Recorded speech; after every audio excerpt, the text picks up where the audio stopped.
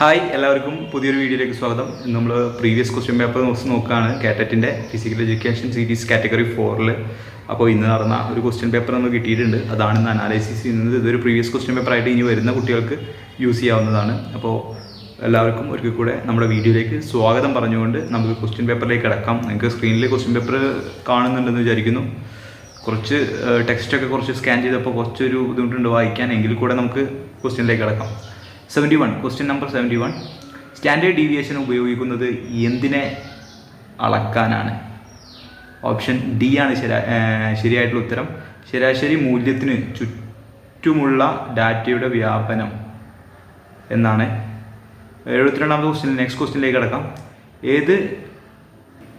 ഏത് അവയവത്തിൻ്റെ സമീപത്താണ് അഡ്രിനൽ ഗ്രന്ഥികൾ സ്ഥിതി ചെയ്യുന്നത് എന്നാണ് സെക്കൻഡ് ക്വസ്റ്റ്യൻ. ഓപ്ഷൻ ബി ആണ് വൃക്കകൾ എന്നാണ്, കിഡ്നീസ് എന്നുള്ളതാണ് റൈറ്റ് ആയിട്ടുള്ള ആൻസർ വരുന്നത്. Next question.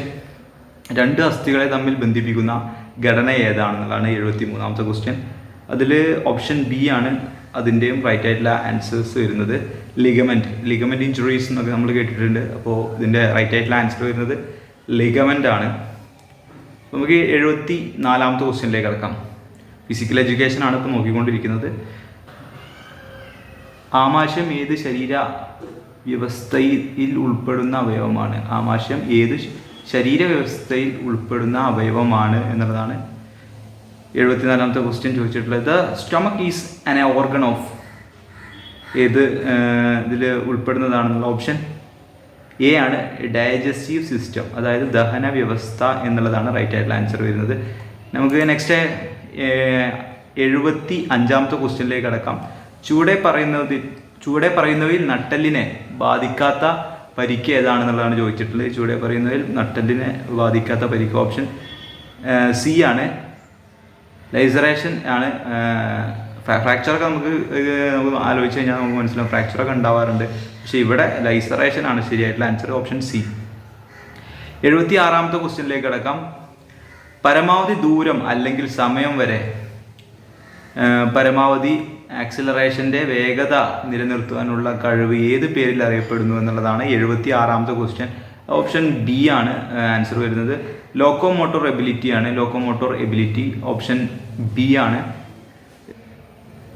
ചോദിച്ചിട്ടുള്ളത്. 77ാമത്തെ ക്വസ്റ്റ്യൻ. കായിക രംഗത്ത് ശാരീരിക ചലനങ്ങൾ പ്രകടമാക്കുന്നതിന് ഏത് തരത്തിലുള്ള അധ്യാപന സഹായികളാണ് ഏറ്റവും ഉപയോഗം എന്നുള്ളത് ചോദിച്ചിട്ടുള്ളത്.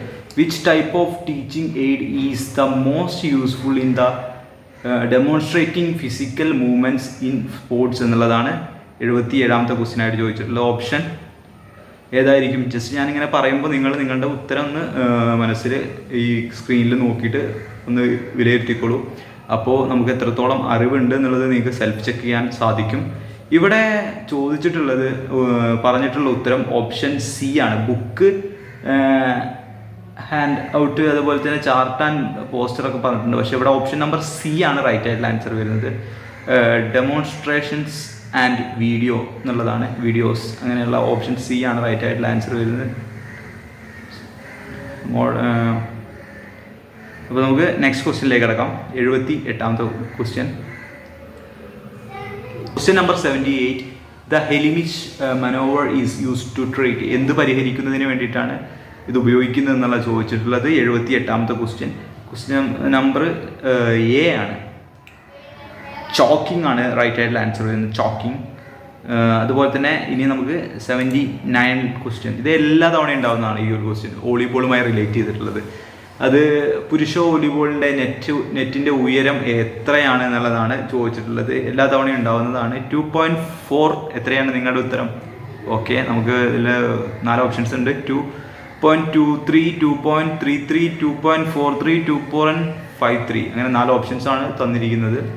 അതിൽ നമുക്കറിയാം ഓപ്ഷൻ സി ആണ് റൈറ്റ് ആയിട്ടുള്ള ആൻസർ വരുന്നത്. 2.43. ഓക്കെ, നെക്സ്റ്റ് ക്വസ്റ്റ്യനിലേക്ക് കിടക്കാൻ. 80ാമത്തെ ക്വസ്റ്റ്യൻ. വിദ്യാഭ്യാസം കൊണ്ട് ഞാൻ അർത്ഥമാക്കുന്നത് കുട്ടിയിലും മനുഷ്യനിലും ശരീരത്തിലും മനസ്സിലും ആത്മാവിലുമുള്ള ഏറ്റവും മികച്ചത് പുറത്തെടുക്കുക എന്നതാണ്. ഈ പ്രസ്താവന നടത്തിയത് ആരാണെന്നാണ് ചോദിച്ചിട്ടുള്ളത്. രവീന്ദ്രനാഥ് ടാഗോർ, മഹാത്മാഗാന്ധി, സ്വാമി വിവേകാനന്ദൻ. ഇതിലാരാണ് നിങ്ങളുടെ ഉത്തരം എന്താണെന്ന് നിങ്ങൾ ജസ്റ്റ് ഒന്ന് മനസ്സിൽ കരുതൂ. നമുക്ക് നോക്കാം ഏതാണ് ഉത്തരം എന്നുള്ളത്. Option C Mahatma Gandhi. 81ാമത്തെ ക്വസ്റ്റ്യൻ. വ്യായാമം ചെയ്യുമ്പോൾ ഒരാൾക്ക് ഉപയോഗിക്കാൻ കഴിയുന്ന പരമാവധി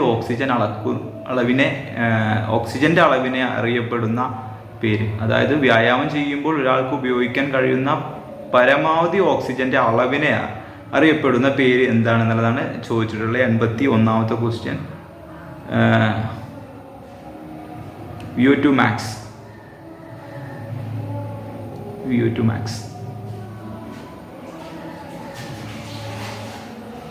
ഓക്കെ, നെക്സ്റ്റ് ക്വസ്റ്റ്യൻ. 82ാമത്തെ ക്വസ്റ്റ്യനിലേക്ക് കിടക്കാം. 2026 ശൈത്യകാല ഒളിമ്പിക്സിന് വേദിയാകുന്ന രാജ്യം ഏത്? 2026 അപ്പോൾ ഇനി വരാൻ പോകുന്ന ഒളിമ്പിക്സ് ആണ്. അതിന് ശൈത്യ ഒളിമ്പിക്സിന് വേദിയാവുന്ന രാജ്യം ഏതാണെന്നാണ് 82ാമത്തെ ക്വസ്റ്റ്യനിൽ ചോദിച്ചിട്ടുള്ളത്. ഓപ്ഷൻ നമ്പർ ഏതാണ്? ചൈന, ഇറ്റലി, ജപ്പാൻ, ദക്ഷിണ കൊറിയ എന്നുള്ള 4 ഓപ്ഷൻസ് തന്നിട്ടുണ്ട്. ഉത്തരം വരുന്നത് ഓപ്ഷൻ ബി ആണ്. ഇറ്റലിയാണ് റൈറ്റ് ആയിട്ടുള്ള ആൻസർ വരുന്നത്. നെക്സ്റ്റ് ക്വസ്റ്റ്യനിലേക്ക് കിടക്കാം. കായിക പശ്ചാത്തലത്തിൽ ടെക്നിക് എന്ന പദം എങ്ങനെ നിർവചിക്കപ്പെട്ടിരിക്കുന്നു എന്നുള്ളതാണ് ചോദിച്ചിട്ടുള്ളത്. How the techniques defined in sports എന്നുള്ളതാണ് ചോദിച്ചിട്ടുള്ളത്. 83ാമത്തെ ക്വസ്റ്റ്യൻ. ഇതിൽ റൈറ്റ് ആയിട്ടുള്ള ആൻസർ വരുന്നത് option C the motor procedure for tackling a motor task. Next question. Which test is commonly used to elevate minimal muscular strength വിലയിരുത്താൻ ഉപയോഗിക്കുന്ന test ഏതാണെന്നുള്ളതാണ് 84ാമത്തെ ക്വസ്റ്റ്യൻ ചോദിച്ചിട്ടുള്ളത്. ഓപ്ഷൻ നിങ്ങൾക്ക് ഏതാണ് തോന്നുന്നതെങ്കിൽ അതൊന്ന് മനസ്സിൽ ഇമാജിൻ ചെയ്തോളൂ. ഓപ്ഷൻ ബി ആണ് റൈറ്റ് ആയിട്ടുള്ള ആൻസർ വരുന്നത്. ക്രൗസ് വെബർ ടെസ്റ്റ് എന്നുള്ളതാണ് ഓപ്ഷൻ ബി വരുന്നത്. പിന്നെ ന്യൂട്ടന്റെ ചലന നിയമവുമായി ബന്ധപ്പെട്ടിട്ട് 85ാമത്തെ ക്വസ്റ്റ്യൻ ചോദിച്ചിട്ടുണ്ട്. ന്യൂട്ടന്റെ രണ്ടാം ചലന നിയമം ഏത് നിയമം എന്നാണ് അറിയപ്പെടുന്നത്? അതായത് ആ നിയമം ഏത് നിയമമായിട്ടാണ് അറിയപ്പെടുന്നത് ചോദിച്ചത്. Newton's second law of motion is also known as the law of എന്ന് പറയുന്നത് ആക്സിലറേഷൻ, ഇനേഷ്യ, റിയാക്ഷൻ ആൻഡ് മൊമെന്റം. അങ്ങനെ ഓപ്ഷൻസ് പറഞ്ഞിട്ടുള്ളത്. Option A acceleration the right answer. ഇനി 86ാമത്തെ ക്വസ്റ്റ്യൻ ഫിസിക്കൽ എഡ്യൂക്കേഷനിലെ ഒരു പേശിയുടെ പെട്ടെന്നുള്ള അനിയന്ത്രിതമായ സങ്കോചത്തെ വിളിക്കുന്നത് എന്ത് പേരിലാണെന്നുള്ളതാണ്. അതായത് പേശി വലിവുണ്ട്, അതുപോലെ തന്നെ പൊട്ടൽ, ഉളുക്ക്, സ്ട്രെയിൻ. അത് നിങ്ങളൊന്ന് ആലോചിച്ച് നോക്കുക എന്തായിരിക്കും. നമ്മൾ സ്പ്രെയിനും സ്ട്രെയിനും ഒക്കെ കേട്ടിട്ടുണ്ടല്ലോ. ഓപ്ഷൻ എ പേശി വലിവ്, ക്രാമ്പ്. Option A. അപ്പോൾ സ്ട്രെയിൻ ഏതിന് വരുന്നു, സ്പ്രെയിൻ ഏതിന് വരുന്നു, ലിഗമെൻറ്റിന് ഏതാണ് വരുന്നത്, മസിൽസിന് ഏതാണെന്ന് വരുന്നതെന്ന് നിങ്ങളൊന്ന് ആലോചിച്ചിട്ട് താഴെ കമൻറ്റായി രേഖപ്പെടുത്തു. ഈ വീഡിയോ നിങ്ങൾക്ക് യൂസ്ഫുൾ ആയിട്ടുണ്ടെങ്കിൽ തീർച്ചയായിട്ടും സബ്സ്ക്രൈബ് ചെയ്ത് കൂടെ കൂടുക. ഇനിയും ഇതുപോലത്തുള്ള ഫിസിക്കൽ എഡ്യൂക്കേഷൻ റിലേറ്റഡ് ആയിട്ടുള്ള വീഡിയോസ് ചെയ്യാനാണ് നമ്മൾ ആഗ്രഹിക്കുന്നത്. അപ്പോൾ നിങ്ങളുടെ അകമഴിഞ്ഞ സപ്പോർട്ട് നമ്മുടെ കൂടെ വേണം. അപ്പോൾ അടുത്തൊരു വീഡിയോയിൽ കാണുന്നവരേക്കും ബൈ.